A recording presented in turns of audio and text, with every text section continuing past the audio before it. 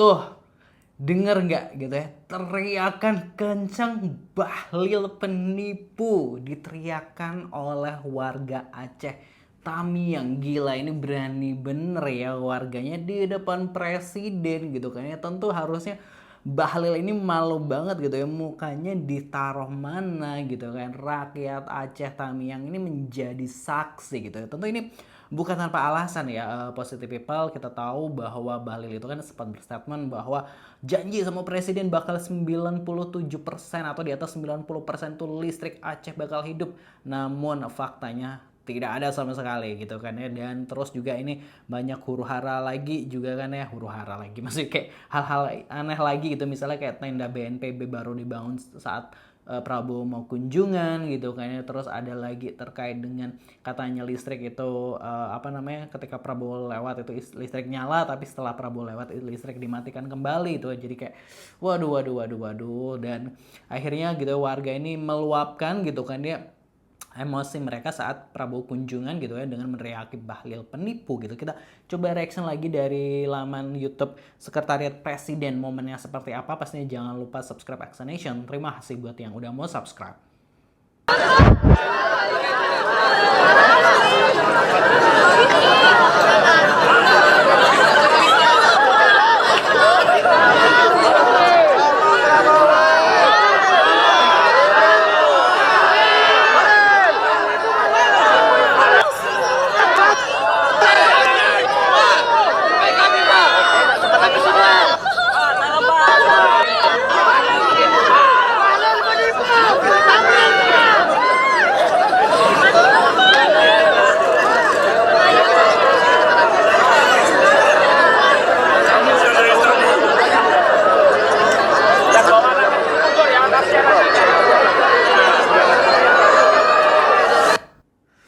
Iya, itu tadi ya teriakan dari warga Aceh Tamiang gitu kan ya, clear jelas sekali gitu ya teman-teman. Positive people denger jelaskan Pak Bahlil penipu Pak. Waduh waduh, Bung Bahlil, Kanda Bahlil, ini gimana dong Mbak Kanda gitu kan ya. Waduh, mau ditaruh mana nih mukanya ini warganya ini berstatement sendiri gitu loh Pak gitu kayak, makanya jangan seperti itu gitu kan. Ini diadukan langsung sama presiden. Lalu bagaimana gitu ya komentar-komentar netizen gitu kan.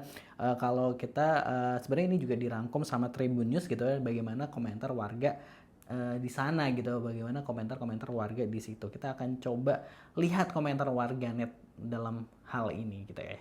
Bahlil antek Raja Dusta, wakilnya itu pelanggar konstitusi Pak. Waduh gitu ya. Pecat Bahlil gitu. Bagus Bang, teriakannya jelas biar Prabowo tahu dan malu punya menteri tukang tipu gitu ya.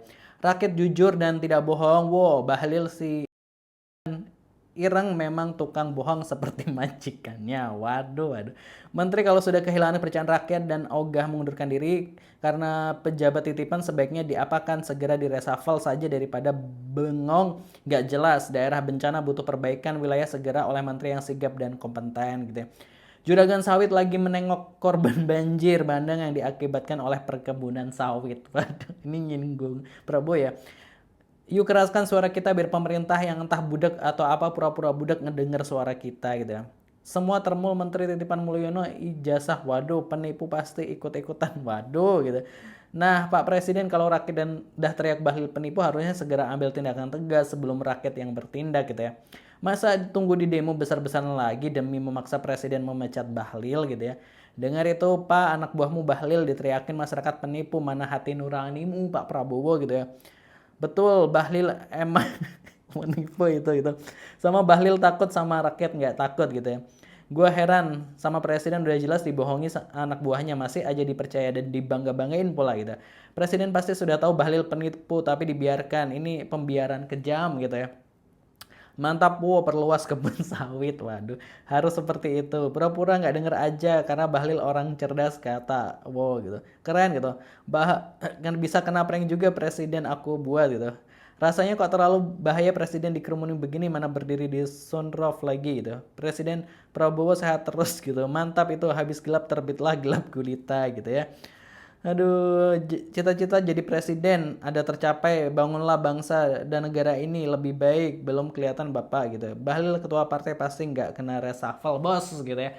Ya itu tadi ya positive people gitu kan ya, komentar-komentar netizen gitu kan ya yang udah kembali mengingatkan Pak ini nih udah clear gitu ya, kenapa apa ya sulit sekali mereshuffle Bahlil. Nah kita tahu malah Prabowo nih memuji Bahlil cerdas sebelumnya gitu kan ya, terus kayaknya karena posisi Bahlil nih kata netizen tuh kayaknya emang karena posisi Bahlil sebagai ketum partai Golkar gitu, partai pemenang pemilu kedua nih kalau nggak salah gitu kan nih, kayak posisinya sangat strategis, kayak nggak mungkin deh kayak bakal kena reshuffle nah gitu kan.